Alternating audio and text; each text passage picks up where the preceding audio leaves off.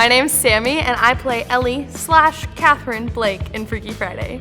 So Ellie Blake is a 16-year-old high school student. She is messy, she is rebellious, and I think a lot of that comes from the pressure that her mom puts on her to be a certain way and to look really nice and look put together because that's how her mom is. But she is against that. She wants to move to the beat of her own drum. She wants to do what she wants on her own terms. And I think a lot of that comes from the grief of having lost her dad. I think a lot of that rebellion comes from not feeling understood or not feeling seen. Her mom just wants to move on, even though that's just Catherine's way of dealing with her grief. But Ellie wanted to sit in it a little bit longer.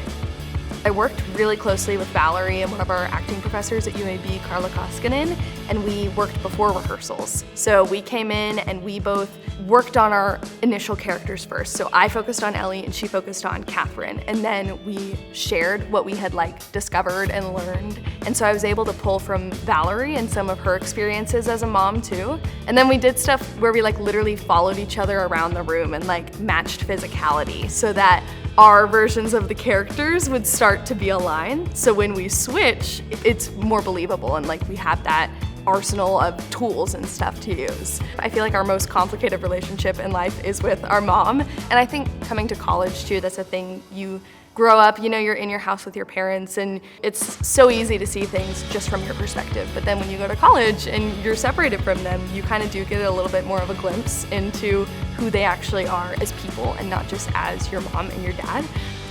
I think one scene that really jumps out to me is in the middle of Go, which is the big scavenger hunt. We are doing all these things and Ellie, Catherine, has a lot of fear about everything they're doing because it's crazy stuff, but all of the people around her are so fearless and they're just willing to do it. And there's a moment where Catherine decides that fear doesn't serve her in that moment. She kind of does have a lot of underlying fear throughout the whole show, not just the hunt.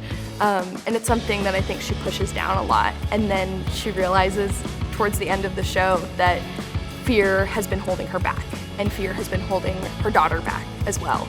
So deciding to be unafraid, but then also deciding to bring out that fearlessness in her daughter is something that is really powerful.